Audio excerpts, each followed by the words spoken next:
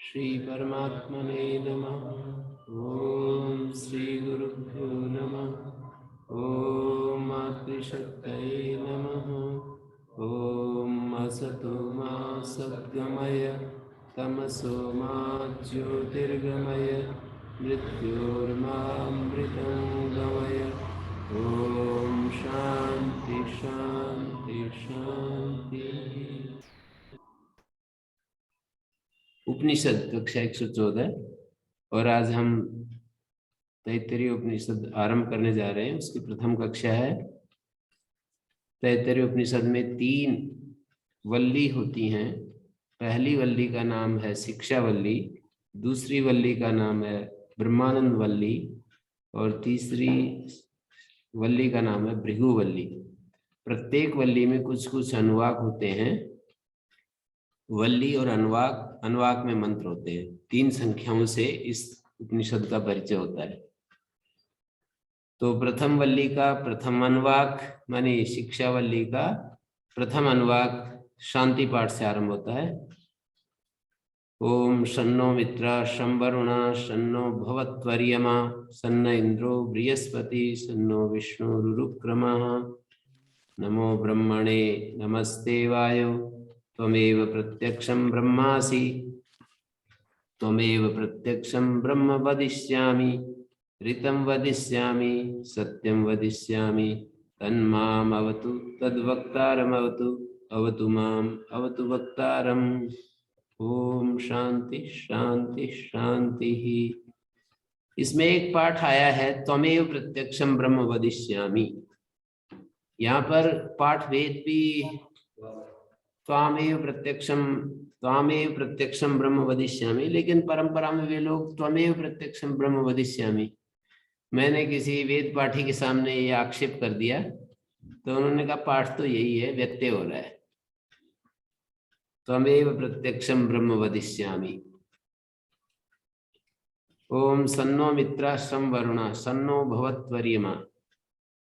मित्र देवता हमारे लिए कल्याणकारी हो, वरुण देवता कल्याणकारी हो, अर्यमा कल्याणकारी हो, इंद्र और बृहस्पति कल्याणकारी हो और विष्णु कल्याणकारी। उरुक्रमा विष्णु विशेषण है। उरुक्रमा विष्णु का महान पराक्रम है जिसका, ऐसा जो विष्णु है वो कल्याणकारी। कुछ देवताओं को गिनाया, मित्र वरुण अर्यमा इंद्र बृहस्पति और विष्णु। देव शक्तियां इस अस्तित्व में काम कर रही हैं। भगवान ही एक देवता है। निरुक्तकार ने कहा है तस्य महाभाग्या देवताया एकैव आत्मा बहुधा स्तूयते। वो जो चेतन रूप में यदि देखें तो एक ही देवता है, फिर उसकी कार्य करने की जो शक्तियां हैं अलग अलग, उनको अलग अलग नाम दे दिया है।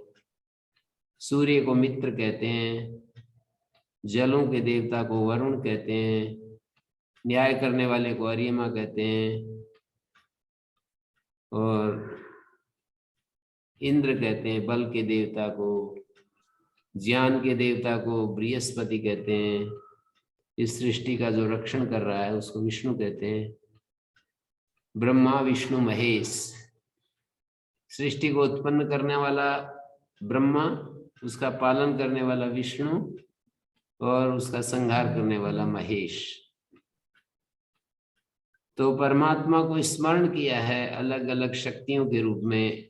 वो हमारे लिए मानी प्रार्थना कर रहे हैं कि अपनी मांग देवताओं के सामने प्रस्तुत कर रहे हैं और ऐसा मानते हैं जैसा कि घटना एक है और उसके व्याख्याएं अनेक हो जाती हैं। तो एक लोग इन प्रार्थनाओं को इस रूप में प्रस्तुत करते हैं कि प्रार्थना मानी अपनी आवश्यकता का अनुभव करना। एक लोग प्रार्थनाओं का ये मतलब कर रहे हैं कि हम ऐसा आचरण करें कि देवता हमारे ऊपर प्रसन्न हो जाएं। एक लोग इसकी व्याख्या ऐसा करते हैं कि हम प्रार्थना कर रहे हैं, प्रार्थना भी एक कर्म है और इस प्रार्थना रूपी कर्म के द्वारा देवता को प्रीति उत्पन्न होती है और उससे वो कृपा करते हैं। वो कहते हैं कि बिना ही कर्म के कृपा करेंगे, तो उनका उत्तर होता है कि प्रार्थना भी एक कर्म है और कर्म से देवता, इस कर्म से देवता प्रसन्न होते हैं। तो इस तरह से बिना कर्म के तो देवता प्रीति नहीं करेंगे, तो प्रार्थना भी एक कर्म है ना। तो इस कर्म से वो प्रसन्न होकर के और वो हमें फल देते हैं, हमारी अनुकूलता पैदा करते हैं, हमारे को इष्ट फल प्रदान करते हैं। नमो ब्रह्मणे, उस ब्रह्म के लिए प्रणाम है, नमस्कार है। हे वायु तुम्हें नमस्कार है। तमेव प्रत्यक्षम, वायु का मतलब होता है जो वायु देवता है। दो तरह से इसकी व्याख्या होगी। वायु का मतलब परमात्मा के एक विशेष गुण को स्मरण किया है वायु शब्द से, एक व्याख्या है ये। दूसरी व्याख्या में वायु एक देवता है, माने ये जो वायु है जो समष्टि रूप में सर्वत्र फैला हुआ है और हमारे अंदर वो प्राण के रूप में जो काम कर रहा है, उस वायु से प्रार्थना कर रहे हैं, समष्टि वायु से, कि हे वायु तुम्हें नमस्कार है, तुम प्रत्यक्ष ब्रह्म हो। वायु देवता को कह रहे हैं, प्रार्थी ये कह रहा है कि तुम प्रत्यक्ष ब्रह्म हो,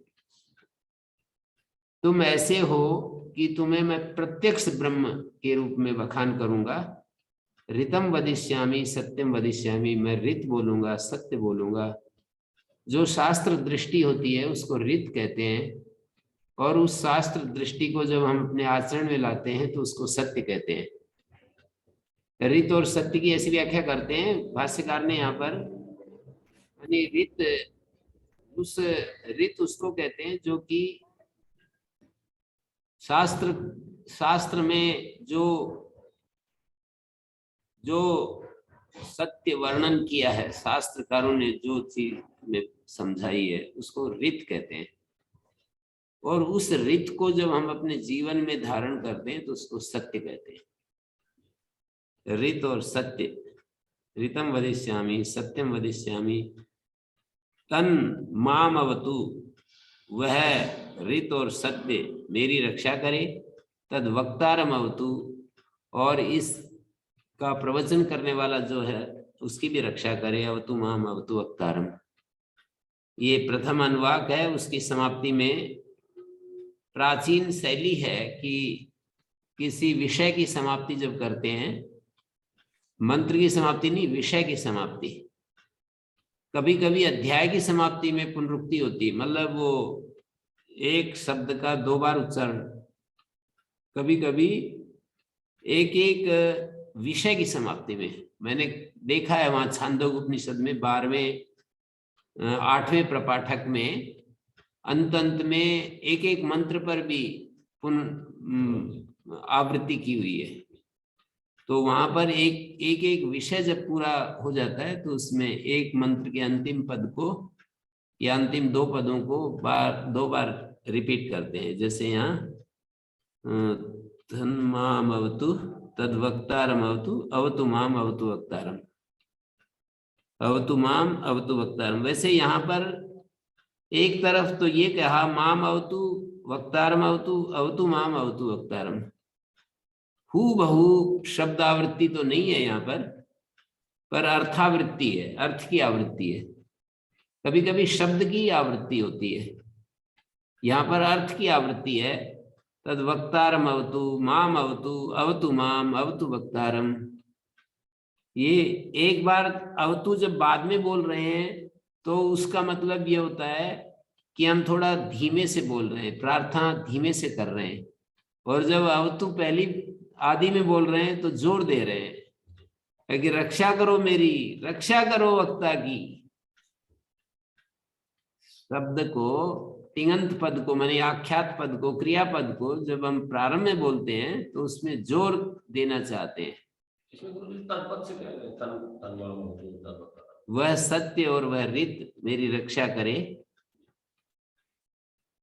त्वामेव, या वह यही होगा, त्वामेव प्रत्यक्षम, तुम्हें ही मैं, हे वायु मैं तुम्ही ब्रह्म कहूंगा, रित कहूंगा, सत्य कहूंगा, तत् माम अवतु, वह रित और सत्य मेरी रक्षा करे, वह रित और सत्य वक्ता की रक्षा करे। यहाँ तो जब हम किसी क्रियापद को बाद में उच्चारण करते हैं तो उसमें अनुदात्त होता है वो, लेकिन उसको आदि में बोलते हैं तो उदात्त हो जाता है। तो उदात्त में अर्थ की प्रकर्षता देखते हैं कि अवतु माम अवतु वक्षा, जैसे यूं कहें ग्रामम गच्छ भो ग्रामम गच्छ, तो इसका मतलब है हम किसी को आदेश दे रहे हैं कि गांव को जाओ भाई।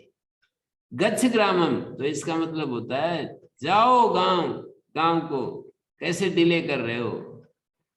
तो इस तरह से शब्दों का अर्थ स्वर के आधार पर अर्थ थोड़ा सा, अंग्रेजी में बोलते हैं एम्फेसाइज करने के लिए, अवतु माम अवतु वक्तारम, उसको एम्फेसाइज कर रहे हैं।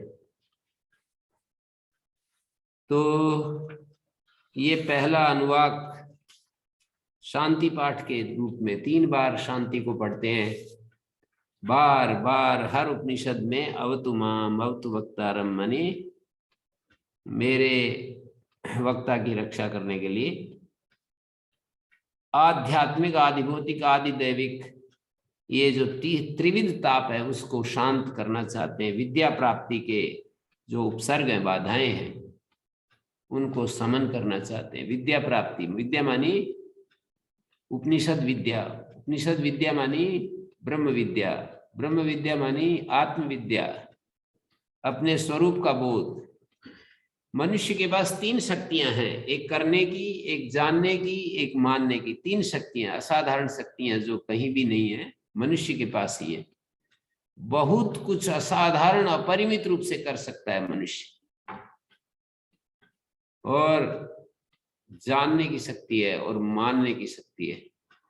कल वो बहन देवेश्वरी जी पूछ रही थी कि कोई ऐसे कहता है कि हम बहुत अच्छा करते हैं फिर भी शांति नहीं मिल रही, तो कुछ कमी रह जाती है ना, वो हमारे गुरु जी की भाषा में कहें तो कसर रह जाती है थोड़ी।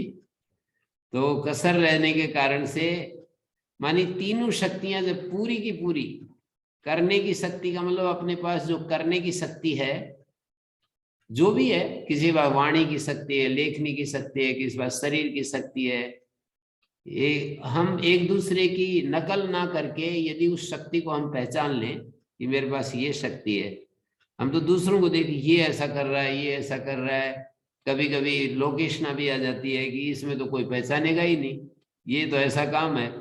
कोई कहे कि बड़े बड़े लोग भी कहते हैं कि भाई मैं गायों की सेवा में ही अपने को व्यस्त कर दूं तो ये मेरी शक्ति का वो है। शक्ति का मतलब सदुपयोग नहीं, हीन प्रयोग। हाँ, हीन प्रयोग है, ऐसे कोई एक बहुत बड़ा समझदार व्यक्ति कहने लगे।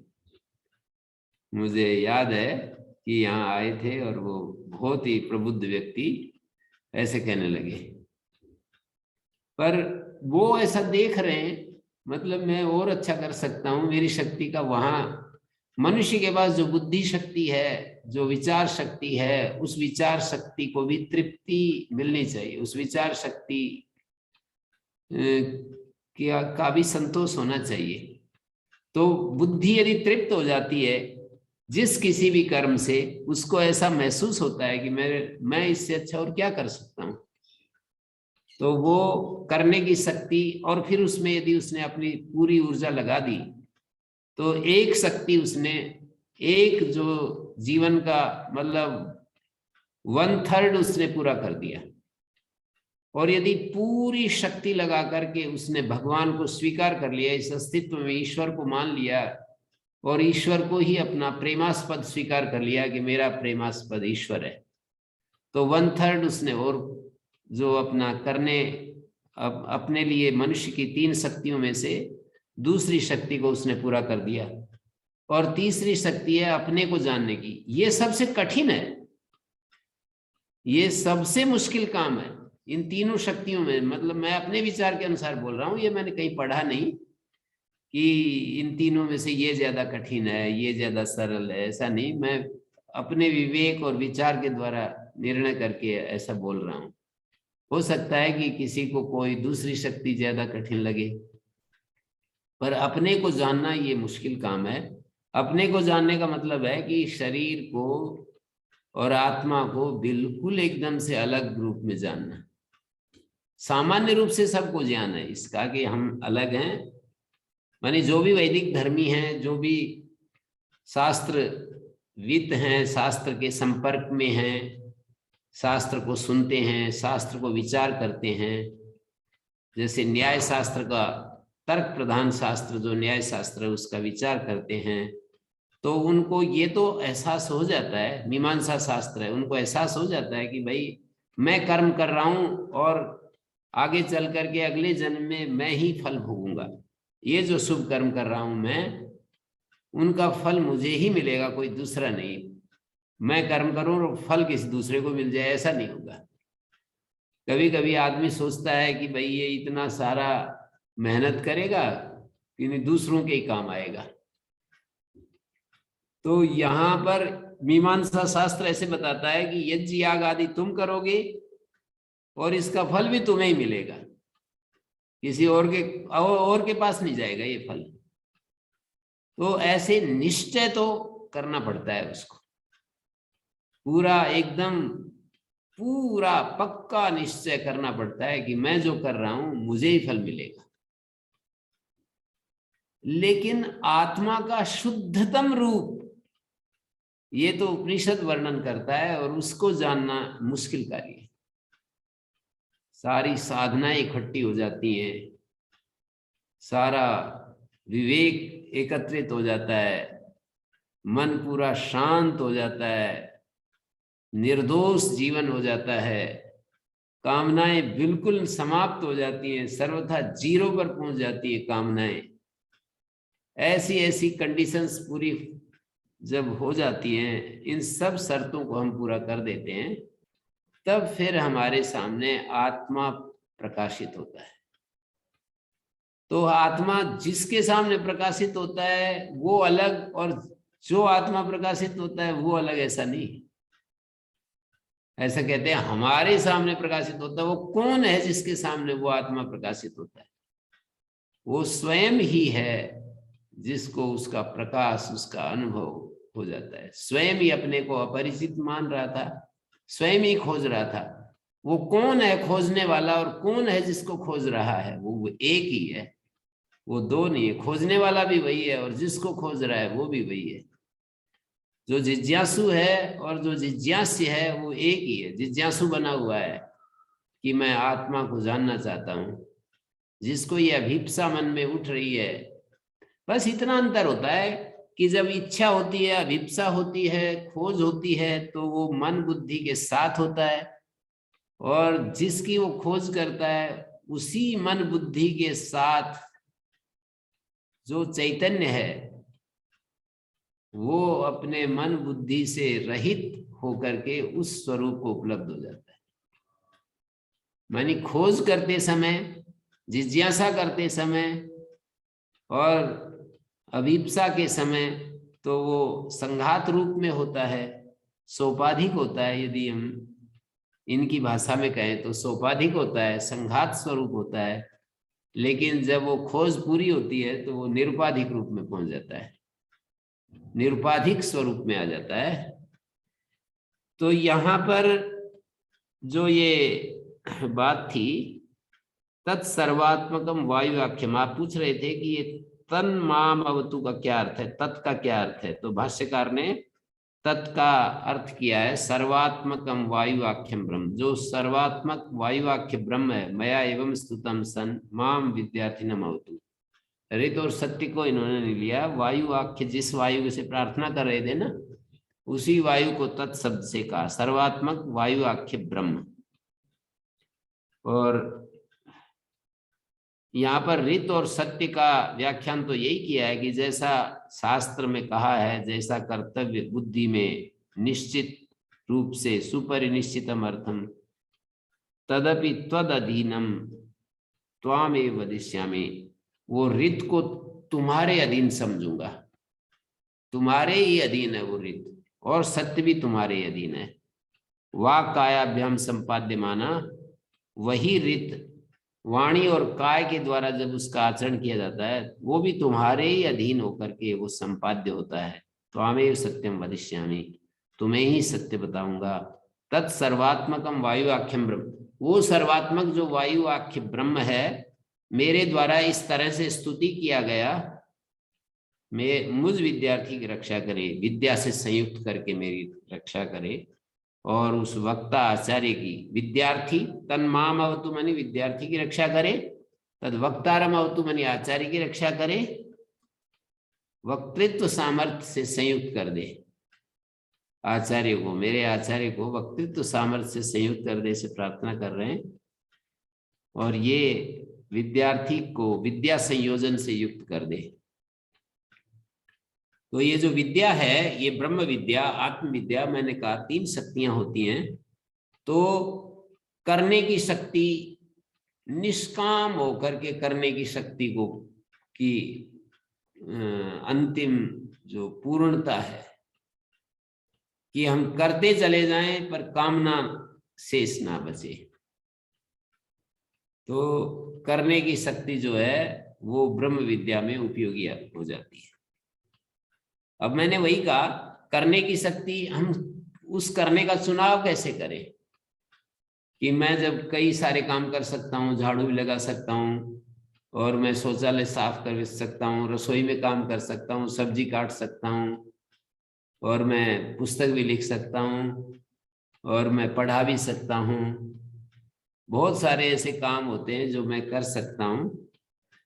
तो यदि मुझे इस तरह के कार्य के लिए, मतलब जब मेरी सामर्थ्य होती है, दूसरे कौन मेरे को वो सब करने देंगे? वो दूसरे लोग जो कर सकते हैं वो मेरे से छीन लेंगे। मैं झाड़ू लगाऊंगा तो मैं यहाँ देखता हूँ, कभी कभी मैं झाड़ू लगाता हूँ तो बच्चे आकर के हाथ से झाड़ू ही छीन लेते हैं, ये हम लगा देते हैं। तो इस तरह से करने की शक्ति हमारे को, हमारे हिस्से में वो आ जाती है जो हम ही कर सकते हैं, दूसरे नहीं कर पाते। मानी एक एक व्यक्ति वही कर सकता है, दूसरा उसको नहीं कर पाता है। तो उसको यदि निष्काम होकर के उसने कर दिया, ये बात नहीं होती है कि वेद पढ़ाने वाले को कुछ विशेष फल मिलता है और झाड़ू लगाने वाले को कम फल मिलता है, ऐसा कुछ नहीं है। भगवान के राज्य में ये कर्म के स्वरूप भेद से फल भेद पुण्य के क्षेत्र में तो होता है, पुण्य के क्षेत्र में तो होता है। माने जो बहुत ज्यादा लोगों को जो प्रभावित करता है हमारा कर्म, बहुत सारे लोगों को सुख पहुंचाता है, तो पुण्य के क्षेत्र में तो वो फर्क हो जाएगा। लेकिन अध्यात्म विद्या के दृष्टि से यदि कर्म का आकलन करें तो प्रधानमंत्री का कर्म भी उसी लेवल का है, और एक सामान्य सा जो खेत में काम करने वाले किसान का या झाड़ू लगाने वाले का कर्म भी उसी लेवल का है। यदि दोनों अकाम होकर के कर रहे हैं तो एक ही समान, दोनों की समानता हो जाती है। प्रधानमंत्री यदि सकाम होकर के कर रहा है तो उसका पुण्य बहुत बड़ा है, क्योंकि बहुत सारे लोगों को सुख पहुंचाता है या दुख पहुंचाता है, मतलब पुण्य और पाप दोनों ही बढ़ जाते हैं। डिक्टेटर होकर के अपने अहम की तृप्ति के लिए बहुत सारे दुष्टताएं करता हुआ, कभी कभी ऐसा भी होता है, होता रहता है, तो बहुत सारा पुण्य हो जाता है, बहुत सारा पुण्य हो जाता है। और इधर उसका पुण्य थोड़ा होता है, जो थोड़े से एरिया में ही काम कर पाता है। लेकिन यदि भगवान को पाने के लिए ही दोनों लगे हुए हैं तो वो अपने कर्म से भगवान को तृप्त करेगा और ये अपने कर्म से तृप्त करेगा। मानी ऐसे माने तो चित्त शुद्धि में तो दोनों प्रदान हो जाएगा। हाँ, तो उसको चित्त शुद्धि कह लीजिए, उसको और कोई नाम दे दीजिए। मैंने उसके लिए कहा कि करने की जो क्षमता है, दोनों अपने अपनी क्षमता का पूरा सदुपयोग कर रहे हैं और अकाम होकर के कर रहे हैं, निष्काम होकर के कर रहे हैं, तो दोनों एक ही लेवल पर आ जाते हैं। और मानने की जो बात है कि हम अपना प्रेमास्पद भगवान को मानते हैं कि जिसने हमारे को इतना इतना अच्छा जीवन दिया है, मौका दिया है, वेद और साक्षात श्रुति का अध्ययन करने का मौका दिया है। कोई कोई कुछ कुछ कहेंगे, इसकी व्याख्याएं अलग अलग होंगी। हमें आंखें दी, हमें कान दिए, हमें सुनने की शक्ति दी, देखने की शक्ति दी, इंद्रियां दी, हमें इस प्रकृति के सौंदर्य को देखने के लिए हमें मौका दिया। पर ये कुछ लोग जैसे आचार्य शंकर जैसे लोग कहेंगे कि हमारे को श्रुति जैसी चीज दे दी जो हजारों हजारों माता पिता से भी ज्यादा उपकार करने वाली। एक माता पिता ही कितना उपकार करता है संतान का, ये तो हजारों माता पिताओं से भी ज्यादा हमारा हित चाहती है। ऐसी श्रुति भगवान ने हमारे को दी है। तो ऐसा विचार करने से स्वयं उसके प्रति प्रेम आता है। तीसरा रह जाता है शरीर से अलग अपने स्वरूप को जानना, क्योंकि शरीर के साथ मिलित रूप को तो हम जानते ही हैं कि हम आत्मा हैं, और इतना भी जान लेते हैं कि शरीर से अलग आत्मा है कोई जो शरीर के साथ नष्ट नहीं होता है, शरीर के बाद भी बना रहता है।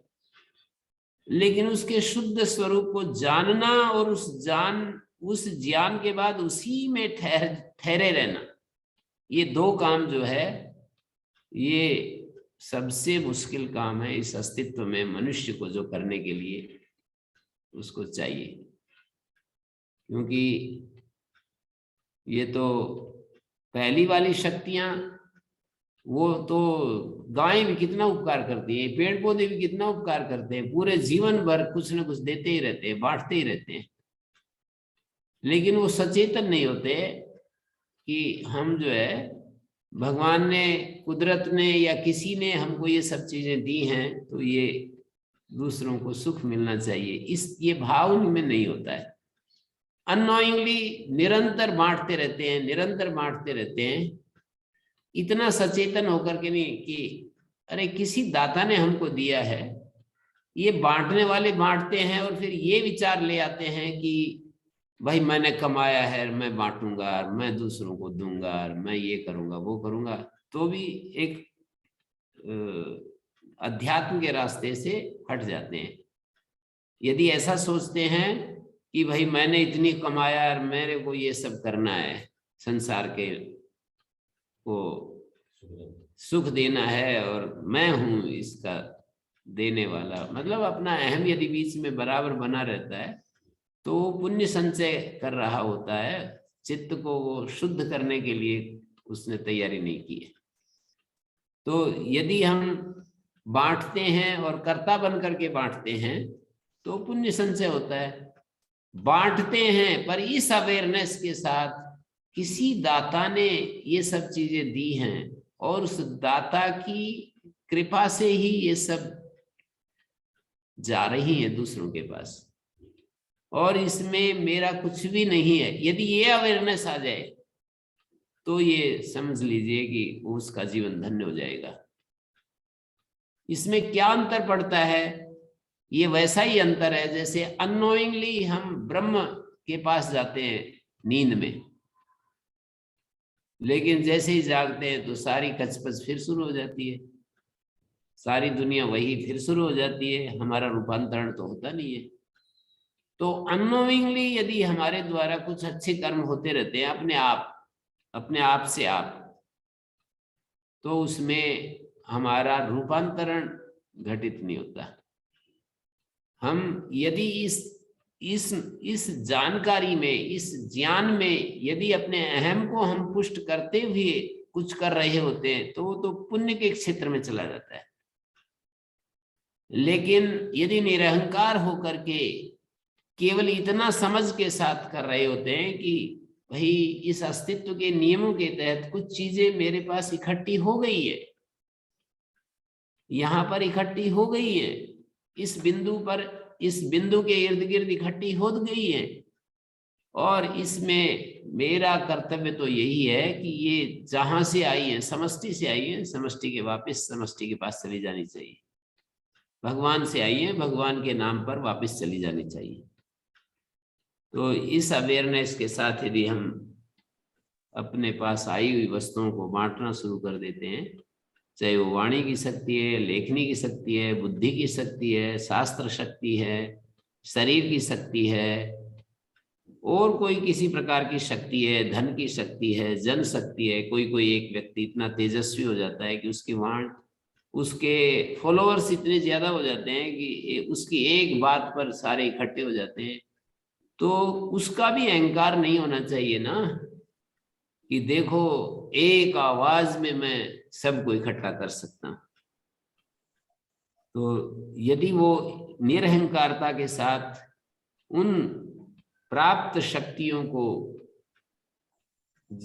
उनको उन्हीं की समझ करके देता रहता है, उन्हीं की समझ करके, और देने का कोई अहंकार नहीं होता है। एक कर्तृत्व अहंकार होता है, करना अहंकार होता है। कर्ण अहंकार भी ना हो, भगवान ने मेरे को निमित्त बनाया है, ये भी एक अहंकार होता है। करण का भी एक अहंकार होता है। करण माने देखो मेरे को चुना है उसने, मेरा चयन किया है, मेरा चुनाव किया है, इस तरह से करण का भी एक अहंकार होता है। करने का, करने वाला अपना अहंकार करता है, कर्तृत्व अहंकार कहलाता है। एक करण का अहंकार होता है। पूरा अहंकार मुक्त होकर के यदि हम प्राप्त सामर्थ्य को वापिस उन्हीं की समझ करके यदि देते रहते हैं, वहां से आई है, उन्हीं की है, तो मेरा है क्या। जैसे कि कोई आचार्य अपने शिष्य को कह दे कि भाई ये सब फल बांट देना। अब वो बांटने वाला यदि अपना अहंकार जोड़ ले कि मैंने फल बांटा। जैसे मैं उधर गुरुकुल में जा रहा था, तो एक माता जी ने कहा कि ये फल जो है ना वहां पर ले जाओ। तो हम ले गए, बहुत सारे फल ले गए। अब उसमें मैं यदि अपना अहंकार जोड़ दूं कि मैंने फल दिए, तो ये तो भूल तो है ही। फल देने वाला कोई है। हम केवल इतना भी नहीं किया कि हम उसी फल देने के लिए हम जा रहे थे। हम तो जा रहे थे, रास्ते में उन्होंने कहा कि ये फल वहां दे देना, बांट देना। बस ऐसा ही तो है सब जगह जीवन में, कि हम तो चल रहे होते हैं, कुछ चीजें हमारे पास आ जाती हैं और उसमें फिर अहम जुड़ जाता है। तो ये अध्यात्म विद्या, ये ब्रह्म विद्या, ये आत्म विद्या, ये इस तरह से देखने की है, इस तरह सोचने की है। विद्या प्राप्ति में जो उपसर्ग हैं, जो विघ्न हैं, जो बाधाएं हैं, प्रतिबंधक हैं, उनको शांत करने के लिए सारे उपनिषदों में प्रार्थना की जाती है। तो ये हर चीज जो है ना हमें कुछ संदेश देती है। प्रार्थना से क्या होता है, मैं जब अपने उस युवावस्था को और पहले के जीवन को देखता हूं, तो मुझे लगता है कि भाई ये मैं तो ईमानदारी से कह सकता हूं कि मुझे तो बिल्कुल ये सब समझ में ही नहीं आता था। एक प्रकार से ऐसे सोच लेता था कि ये कभी कल्पना कर रखी हो, ऐसे ही कोई एक ऐसा एक काल्पनिक जगत खड़ा कर रखा हो इन शास्त्रकारों ने, या इन महापुरुष जिनको कहते हैं कि आत्मा है और ये प्रार्थना है और स्तुति है, इससे हमारा उद्धार होता है। ये सब जो है ना, प्रार्थना की एक महान आत्मा ने व्याख्या की। एक पुस्तक है, मीरदाद नाम की एक पुस्तक है, एक विदेशी लेखक हुए हैं। तो उन्होंने कहा कि प्रार्थना का मतलब होता है कि अपनी सारी की सारी ऊर्जा, जो हम चाहते हैं, इस अस्तित्व का रोम रोम उसके लिए बस उतावला हो जाए, उसको पाने के लिए।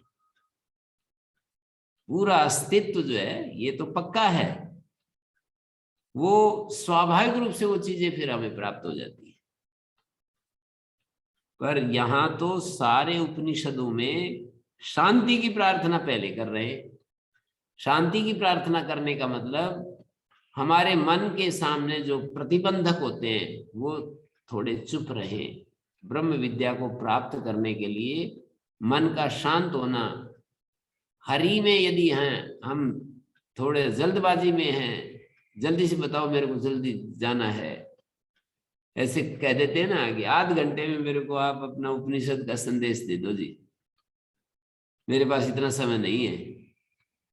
तो कैसे हम उनको कैसे समझा सकते हैं? यहाँ तो ये कहते हैं कि मन हर जगह आप ध्यान देंगे कि जैसे हमारे को यदि ये विचार आए कि कभी ये कल्पना ही हो, तो कहते हैं कि वो सत है। कल्पना को निरस्त कर देता है ये विचार, यदि हम ये देखते हैं कि वो सत स्वरूप है, मानी वो काल्पनिक चीज नहीं है, सत स्वरूप है, वो चित स्वरूप है, वो चेतन है, वो ज्ञान स्वरूप है, कोई जड़ नहीं है। वो पत्थर की तरह, किसी ईंट की तरह और इन कपड़ों वस्त्रों की तरह नहीं है। वो चेतन तत्व है और वो आनंद है, वो उसमें थोड़ा सा भी दुख का मिश्रण नहीं है। ऐसा वो आत्म तत्व है, सत चित आनंद है वो। और जब हम प्रार्थना करते हैं बार बार शांति शांति शांति जब हम कहते हैं, तो इसका मतलब है कि हम अपने अपने अस्तित्व में इस चीज को पैदा कर रहे हैं, ये पुकार पैदा कर रहे हैं कि ये जो प्रतिबंधक हैं, जो उपसर्ग हैं, बाधाएं हैं, विघ्न हैं, वो शांत हो जाएं। और हम निवेदन करते हैं उस परम सत्ता से जिसने इस संसार को, जिस सृष्टा ने इस सृष्टि को रचा, उस सृष्टा के सामने प्रार्थना करते हैं। इसका मतलब प्रार्थनाएं सुनी जाती हैं यदि हम पूर्ण सच्चाई के साथ, केवल मन पूरा विश्वास के साथ यदि हम प्रार्थना करते हैं, तो ये सुनी जाती हैं। और इनका परिणाम जो है, जैसा इसमें कहा है कि मन शांत होना, मन शांत होता है। और मन शांत होगा तो आगे ब्रह्म विद्या पढ़ेंगे तो समझ में आएगी। प्रार्थना करते समय उसी समय मन शांत होता है। फिर दूसरे समय यदि अशांत होता है तो अभी प्रार्थना उस समय थोड़ी कर रहा है जब अशांत होता है, तो दूसरे समय वो अशांत हो जाता है, क्योंकि प्रार्थना से अभी प्रार्थना के भाव में नहीं है ना, इसलिए अशांत हो गया। लेकिन जब ब्रह्म विद्या को सीखने के लिए मन करे किसी का, मानी जब साधक अपना मार्ग उस तरफ बढ़ाता है, अपना कदम उस तरफ बढ़ाता है, तो उस समय उसको मन को शांत करना, ये सारे उपनिषदों के अध्ययन से हमको कुल मिलाकर के एक संदेश तो मिल गया कि भाई ब्रह्म विद्या पढ़ते समय, श्रीमद् भगवत गीता पढ़ते समय, ब्रह्म सूत्र का अध्ययन करते समय मन परम शांत होना चाहिए। उसके बाद वो चीजें समझ में आएंगी। यदि मन में इच्छाएं हैं, तृष्णाएं हैं, कोई कमिटमेंट है, मेरे को वहां जाना है, पढ़ाई ये कर रहे हैं, तो फिर मन में उथल पुथल है, मन में कुछ वेग हैं, तो फिर हमारे को वो ब्रह्म विद्या समझ में नहीं आएगी। कितने वाक्य आप देख सकते हैं ना, सर्वं खलु इदं ब्रह्म तज्जलान इति शांत उपासीत, शांत उपासीत ऐसे कहा। सब कुछ ये ब्रह्म है, इसका उत्पन्न करने वाला, इसको रक्षा करने वाला, इसमें लीन होने वाला, सब ये ब्रह्म ही तो है। शांत उपासीत, शांत हो जाए यदि कोई व्यक्ति अपना भगवान में मन लगाना चाहता है, तो पहला काम है उसका शांत हो जाए। मानी कोई संकल्प करता है तो उससे पहले भी शांत होने की आवश्यकता है। ये कोई निश्चय करता है, क्रतुम कुर्वीत, शांत होने के बाद ही संकल्प का भी कोई फल इष्ट फल मिला करता है। जैसे पुरुष यथा इता प्रेत्य भवति, जैसे यथा पुरुष अस्मिन् लोके भवति तथा इता प्रेत्य भवति। यथा क्रतु अस्मिन् लोके पुरुषो भवति, यथा क्रतु, जिस क्रतु वाला, जिस संकल्प वाला, अस्मिन् लोके पुरुषो भवति तथा इता प्रेत्य भवति इति कृत्वा क्रतुम कुर्वीत, इसलिए संकल्प करें। तो संकल्प से पहले कहा शांत हो जाए, शांत उपासीत क्रतुम कुर्वीत। शांत हो जाए और फिर कहा कि ऋतुम कुर्वीत। यहाँ पर जगह जगह ये बात चल रही है, हर उपनिषद में शांति पाठ, एक एक प्रकार का शांति पाठ, हर उपनिषद के आरंभ में और अंत में भगवान का धन्यवाद दे रहे हैं, समझो अंत में। तो ये प्रथम अनुवाक पूरा होता है इस तरह से। इसमें 10, 11, 12 अनुवाक हैं शिक्षावल्ली में। ये पहला अनुवाक पूरा होता है। दूसरा अनुवाक, दूसरे अनुवाक में, हाँ जी, 70 प्रकाश के प्रारंभ में 70 उसमें वहां भी यही है शांति पाठ। ओम शन्नो मित्र वरुणा शम वरुण शन्नो, एग्जैक्टली सेम। हाँ यही तो है, यहीं से उठाया है। ओम यही आचार्य तो, जी जी। आचार्य जी मैं ये पूछ रही थी कि जैसे हर कर्म के शुरू में हमें मतलब ये सोचना है कि भगवान करा रहा है, भगवान का दिया हुआ दे रहे थे, कि हमें शुरू में सोचना है, बीच में, या पूरे कर्म में इस चीज को सोचना है? प्रारंभ में सोचना है और अंत में सोचना है, बाद बीच में अपने कर्म में ध्यान लगाना है। नहीं मतलब ये स्थिति अपने आप बाद में आ जाएगी कि वो पूरे टाइम हम उसमें रहें, उस भाव में? नहीं, प्रारंभ में तो विचार करना ही है। कोई भी कर्म कर रहे हैं, जैसे हम प्रार्थना करते हैं तो वो रिवाज के तौर पर प्रार्थना, मैकेनिकल, वो जो एक प्रकार का प्रार्थना हमारी वो नहीं होनी चाहिए ना, जी जिसको हम कहते हैं कि मशीन की तरह सचेतन होकर के प्रार्थना करते हैं। हम प्रणाम करते हैं भगवान को, गुरुजनों को, जैसे मैं करता हूँ प्राय। मातृशक्ति जो है ना, कई रूपों में मुझे दिखाई देती है। भारत माता मातृशक्ति के रूप में, वेद माता, गायत्री माता मातृशक्ति के रूप में, जननी माता, आचार्य माता, ये तो 5 माताएं जो है ना मातृशक्ति के रूप में प्रणाम करते हैं। ओम स्तुता मया वरदा वेद माता, और माता भूमि पुत्रो हम पृथिव्या मातृशक्ति। राष्ट्र माता कहो, भूमि माता कहो, और गो माता, ये गाओ विश्वस्य मातरः, और जननी माता तो है ही, आचार्य माता। आचार्य जो है वो भी एक प्रकार से, आचार्य में मातृत्व, पितृत्व और आचार्यत्व तीनों इकट्ठे होते हैं ना। तो उसके मातृ सोम औषधया पया, आचार्य मृत्यु वरुणा सोम औषधया पया। आचार्य मृत्यु है, वरुण है, सोम है, औषधि है, पया है। तो सोम, औषधि, पया तो मातृशक्ति का ही रूप है। आचार्य में जब सोम, औषधि और पया रूप देखा गया तो आचार्य में जो है ना मातृत्व ही है। वरुण और मृत्यु जो है वो राजा और न्यायाधीश वाला रूप है उसका। पर तो ये सब देखते हैं। फिर असतो मां सद्गमय तमसो मां ज्योतिर्गमय मृत्योर्मां मृतम गमय, हम प्रार्थना करते हैं।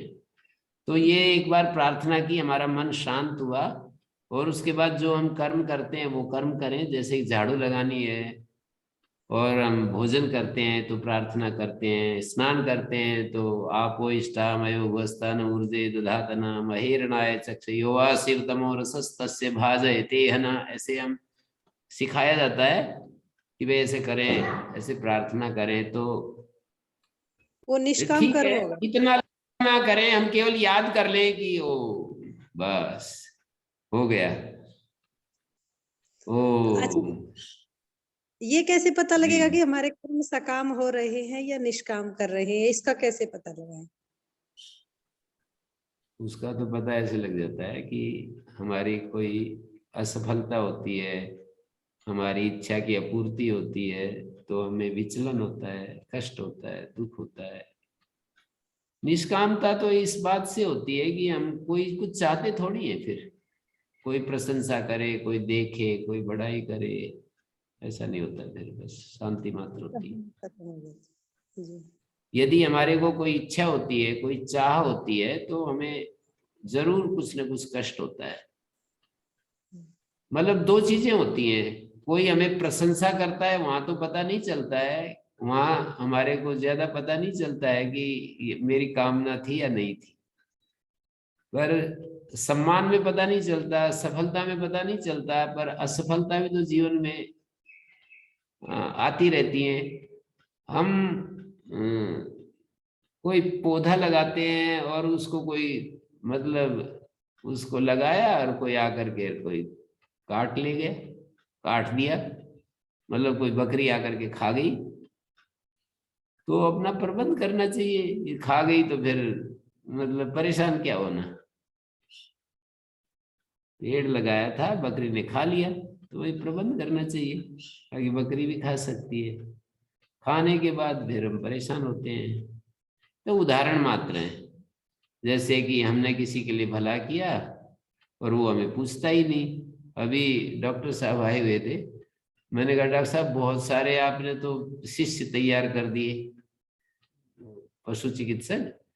बोले हाँ जी, पर कोई पूछता ही नहीं हमें तो। मैंने कहा पूछना क्या है, आपने अपना काम कर दिया बस। बोल बिल्कुल इच्छा ना रखें। मैं कहा इच्छा रखोगे तो कष्ट ही मिलेगा।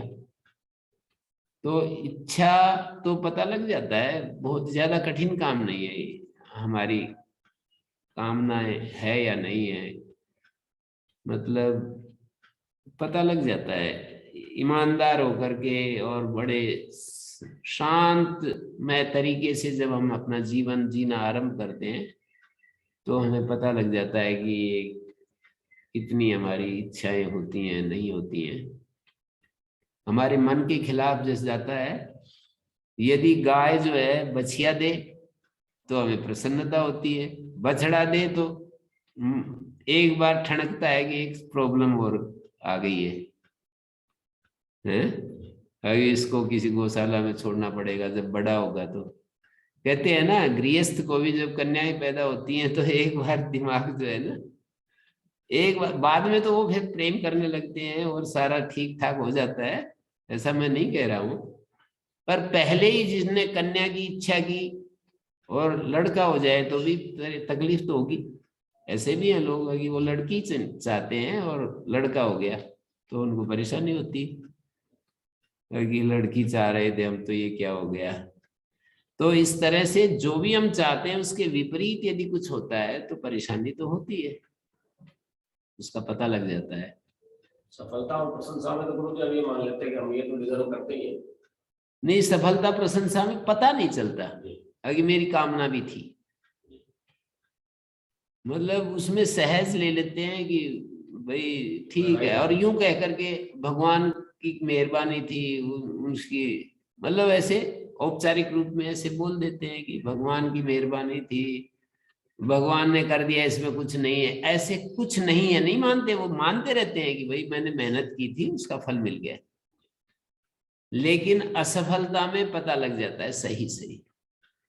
कोई आईएएस की परीक्षा दे रहा है और अनुत्तीर्ण हो जाए तो पता नहीं लगेगा कि मेरे इच्छा उस समय उसको जो है ये मतलब उससे पता लगता है ना कि मैं निष्काम हूं या सकाम हूं। कोई प्लेयर ओलंपिक मैच खेल रहा है और वो अनुत्तीर्ण हो जाए, मतलब उसके हाथ में मेडल नहीं आए, तो पता लग जाएगा ना। तो आप ऐसे बड़े बड़े प्रसंगों में तो आप कह देते हैं कि इनमें तो पता लगता है जी, पर रोज के दैनिक कार्यों में कैसे पता लगे कि ये काम भगवान के लिए।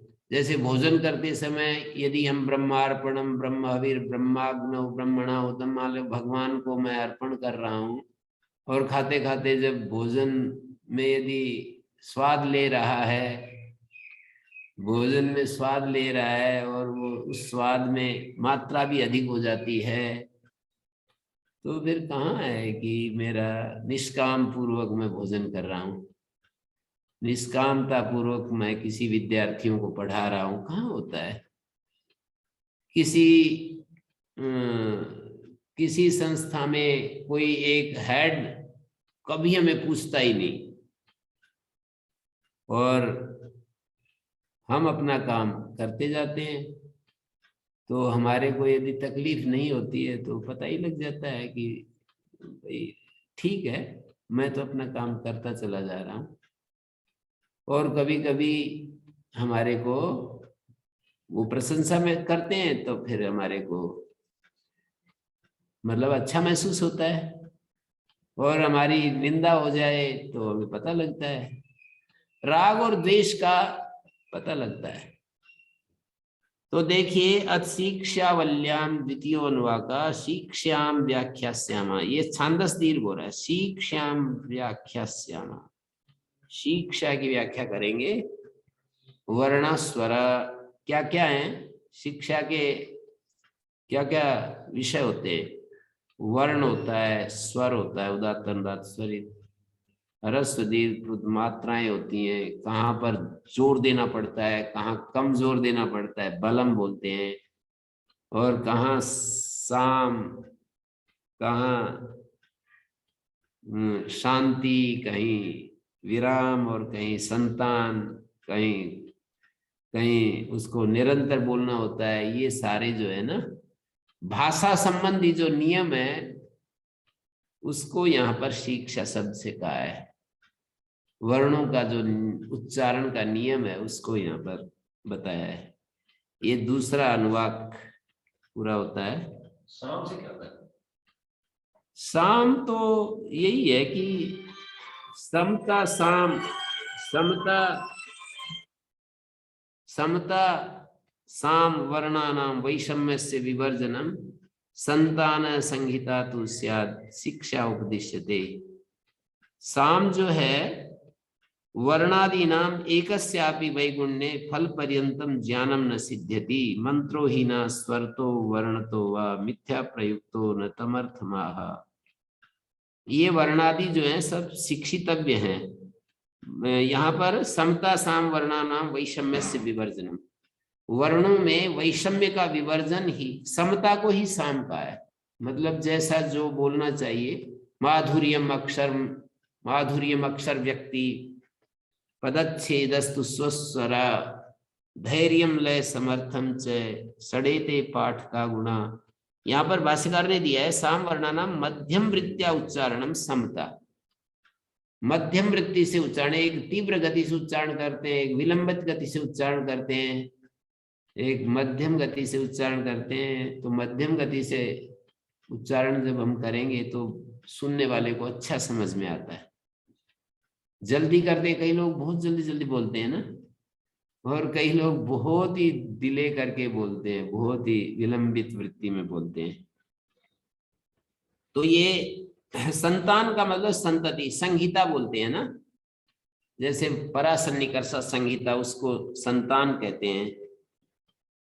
तो ये वर्ण स्वर शिक्षते अनया वर्णादि उच्चारण लक्षणम शिक्षन्ते दिवा शिक्षा वर्णादय। यदि शिक्षा शब्द में कर्म कारक में प्रत्यय करें तो वर्ण आएगा, और यदि करण कारक में प्रत्यय करें शिक्षा शब्द में तो वर्णादि उच्चारण लक्षण जो है ना वो शिक्षा का अर्थ होगा। जैसे आप लोगों को मैं बोलता ही रहता हूं, शिक्षा शब्द करण साधन भी हो सकता है, कर्म साधन भी हो सकता है। करण साधन में क्या अर्थ होगा? शिक्षते अनया सा शिक्षा, जिसके द्वारा वर्णों का शिक्षण प्रदान किया जाता है। उच्चारण लक्षणम, वर्णादि उच्चारण लक्षणम, या फिर वर्ण ही है। शिक्षा एवं शिक्षा, तो उस शिक्षा को बताएंगे।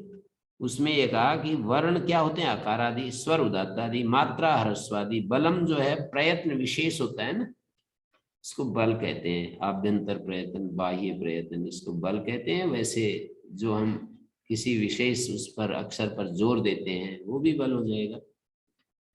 और साम मध्यम वृत्ति से उच्चारण, और संतान मानी संहिता।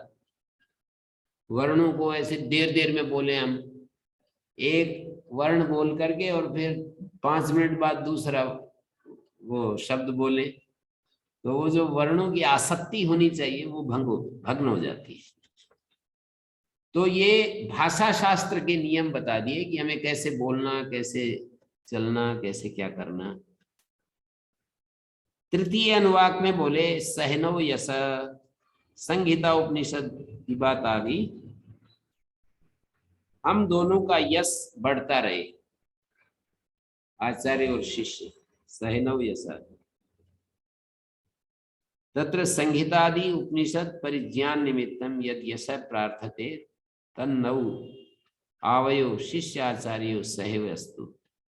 संहितादि उपनिषद परिज्ञान निमित्तम, संहितादि उपनिषद परिज्ञान निमित्तक जो यश है उसकी प्रार्थना की जा रही है कि हम दोनों का यश बढ़ता रहे।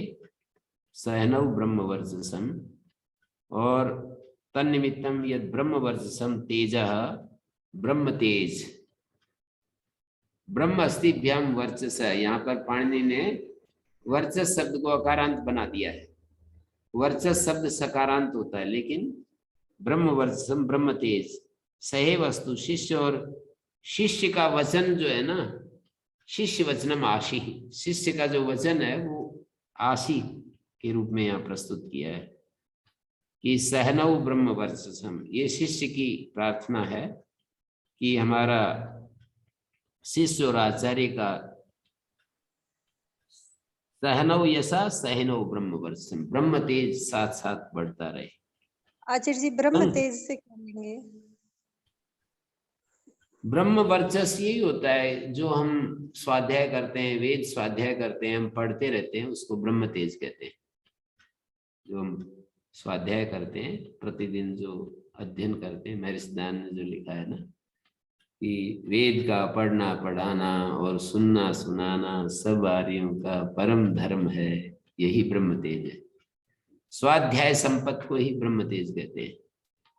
ब्रह्म मानी वेद, और वेद का जो संपत्ति है उसको ब्रह्म वर्चस कहते हैं। ये परंपरागत अर्थ बताया है। वैसे योगी का अर्थ ऐसा भी कर लेंगे, परमात्मा का जो तेज है, भर्ग जिसका नाम है, तत्सवितुर्वरेण्यम भर्गो देवस्य धीमहि धियो यो न प्रचोदयात्। भर्ग, मैं भर्ग को धारण करता हूँ। आपको जो पसंद आए वो स्वीकार कर लो। ये वाला समझ में नहीं आया। परमात्मा का तेज जो है, तत्सवितुर्वरेण्यम, हाँ, वरेण्यम विशेषण ये परमात्मा का है या तेज का है? भर्ग का है वरेण्यम विशेषण। वरेण्य भर्ग, वर्ण करने योग्य जो भर्ग है। कुछ लोग इसको सवितु के साथ जोड़ते हैं। सविता का वरेण्य भर्ग, ऐसा अर्थ है ना। सवितु षष्ठी है, सविता का जो वर्ण करने योग्य जो भर्ग है, सविता का ही तो भर्ग है, सविता का ही वर्ण करने योग्य भर्ग है। आचार्य जी फिर वहां भर्ग का अर्थ तेज मतलब ज्ञान लेंगे, परमात्मा का जो ज्ञान है। परमात्मा का ज्ञान क्या है? परमात्मा का ज्ञान का मतलब हमारा ही ज्ञान, जो हमारे भीतर जो चैतन्य स्वरूप है उसी का ज्ञान, वही मतलब भर्ग ज्ञान स्वरूप। अर्थ होगा, भर्ग शब्द का अर्थ ज्ञान लेंगे ना जी। जी। तो परंपरागत अर्थ मैंने पूछा था एक बार अपने गुरुजी से कि ये ब्रह्म वर्चस क्या है, तो बोले स्वाध्याय संपत्ति। भाष्यकार ने ऐसा अर्थ भी किया है यहाँ पर कि जो हम वेद स्वाध्याय करते हैं उससे, उसको ही ब्रह्म तेज कहते हैं। तत्र संहितादि उपनिषद परिज्ञान निमित्तम यद यश, संहितादि उपनिषद ज्ञान निमित्तक जो यश है, संहितादि उपनिषद ज्ञान निमित्तक जो यश है उसकी प्रार्थना की जा रही है। तो इसमें 5 अथात संहिताया उपनिषदम व्याख्यास्यामा पंचसु अधिकरणेषु, 5 अधिकरणों में संहिता संबंधी उपनिषद की व्याख्या करेंगे। अधिलोकम, अधिज्योतिषम, अधिविद्यम, अधिप्रजम, अध्यात्मम, ये 5 अधिकरणों में ता महासंहिता इत्याचक्षते। अथ अधिलोकम, अधिलोक सबसे पहले आया। पृथ्वी पूर्व रूपम, देव उत्तर रूपम, आकाश संधि, वायु संधानम इति अधिलोकम। अथ ज्योतिषम, अग्नि पूर्व रूपम, आदित्य उत्तर रूपम, आप संधि, वैद्युत संधानम। जल संधि है और विद्युत वैद्युत, वैद्युत संधानम। यहाँ पर वैद्युत जो शब्द है, विद्युत शब्द से प्रत्यय करके, स्वार्थिक प्रत्यय करके वैद्युत बन गया। अग्नि पूर्वम, आदित्य उत्तर रूपम, आप संधि, आप संधि और वैद्युत संधानम। तो संधीयते अनेनिति संधानम, वायु संधानम ऐसे बोले ना, वायु संधानम। जैसे यहाँ पर पहले वाले में देव उत्तर रूपम, आकाशा संधि, आकाश संधि है और वायु संधान है। संधीयते अनेनिति संधानम, ये अधिलोक दर्शन बताया। अधिज्योतिषम, ये भी ऐसा ही है। अग्नि पूर्वम, आदित्य उत्तर रूपम, आप संधि, वैद्युत संधानम। और आगे फिर आचार्य पूर्व, अधिविद्यम आचार्य पूर्वरूपम, अंतेवासी उत्तर रूपम, विद्या संधि, प्रवचनम संधानम। और अधिप्रजम माता पूर्वरूपम, पिता उत्तर रूपम, प्रजा संधि, प्रजनम संधानम। और अध्यात्म में अधरा हनु पूर्व रूपम, उत्तरा हनु उत्तर रूपम, नीचे वाला जो हनु है और ऊपर वाला हनु, वाक संधि, जिह्वा संधानम। इति इमा महासंहिता या एवं एता महासंहिता व्याख्याता वेद, ये महासंहिता है। इन महासंहिताओं को जो जानता है, संधीयते प्रजया पशु भी, वो युक्त हो जाता है प्रजा से, पशु से, ब्रह्म तेज से, अन्नाद्येन भक्षणीय अन्न से, सुवर्गेण लोकेन, स्वर्ग लोक से। सुवर्गेण लोकेन का अर्थ है स्वर्ग लोक से युक्त हो जाता है। तो इन 5 महासंहिताओं को जो ठीक से समझता है, जानता है, वो स्वर्ग लोक से युक्त हो जाता है। प्रजा, पशु, 5 चीजें बताई ना। प्रजया पशु भी ब्रह्मवर्चसेन अन्नाद्येन स्वर्गेण लोकेन, माने स्वर्ग लोक से युक्त हो जाता है। स्वर्ग को सुवर्ग बोल दिया है। स्वर्ग सुवर्ग्य एक ही बात है। संधीयते माने संबद्धते, वो इनसे संबंधित हो जाता है, युक्त हो जाता है। तो यहाँ पर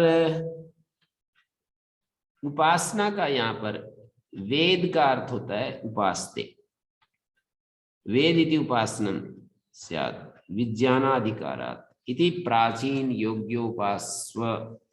आगे ऐसा आ रहा है, प्राचीन योग्य, हे प्राचीन योग्य इसकी उपासना करो। उपासनम यथा शास्त्रम तुल्य प्रत्यय संतिति असंकीर्णा अतत् प्रत्यय, शास्त्रोक्त आलम्बन विषय, शास्त्रोक्त आलम्बन विषय वाली होती है उपासना। और ये शास्त्र के अनुसार तुल्य प्रत्यय संतति होती है, तुल्य ज्ञान का प्रवाह होता है। असंकीर्णा अतत् प्रत्यय, दूसरा प्रत्यय, दूसरा विचार बीच में नहीं आना चाहिए। शास्त्रोक्त आलम्बन विषय वाली होनी चाहिए। तो ये उपासना है। जैसे लोक में गुरुम उपासते, राजानम उपासते, ऐसा बोलते हैं। यो गुरु आदीन संततम उपचरती स उपासते उच्यते। गुरुओं की उपासना कर रहा है कौन? निरंतर गुरु की सेवा में है। सच फलम आपनोति उपासना से, वो व्यक्ति उपासना का फल प्राप्त करता है। अतो अत्रापि या एवं वेद, ऐसा जो उपासना करता है वो प्रजा आदि से युक्त हो जाता है, स्वर्ग लोक से युक्त हो जाता है। ये उपासना का यहाँ पर जो रूप दिखाया है, पृथ्वी पूर्वपम, मानी पूर्व जो वर्ण है, कोई भी शब्द, अग्निमीले पुरोहितम, जो पूर्व वर्ण है वो पूर्व रूप है। संहिता का जो पूर्व वर्ण में पृथ्वी दृष्टि करनी चाहिए, उत्तर वर्ण में, ऐसे कोई भी एक आधार बना करके हम कर सकते हैं। उपासना जब करते हैं तो जब हम कोई एक मंत्र लेते हैं तो उसका पूर्व वर्ण होता है, उसका उत्तर वर्ण होता है। उसका आलम्बन लेकर के हम पूर्व वर्ण को समझो पृथ्वी मान लिया, उत्तर वर्ण को हमने देव मान लिया, और पृथ्वी पूर्वम, और क्या कहा, देव उत्तर रूपम, और आकाश बीच में जो खाली स्थान है वो संधि है। और वायु संधान, वहां पर जो वायु है उसको हमने संधान के रूप में देखा, जोड़ने वाला। इसका मतलब इस अस्तित्व में हम ये सब देख रहे हैं। यहाँ एक जगह देख करके पूरे अस्तित्व को हम ऐसा देख रहे हैं। संधान और ये जो आकाश संधि है तो एक जैसा ही होगा। संधान का मतलब करण साधन है, संधीयते अनेनिति संधानम। हैं? इसमें दोनों अलग अलग होता है ना, आकाश है संधि वायु संधान। हाँ, वायु संधान करने का साधन है और आकाश जहां वो संधान होता है। संधि स्थान। हाँ, संधि स्थान। तो इसमें थोड़ा सा और विचार करने की समय हो रहा है, अभी हम यहीं विराम देते हैं। ओम शांति शांति शांति।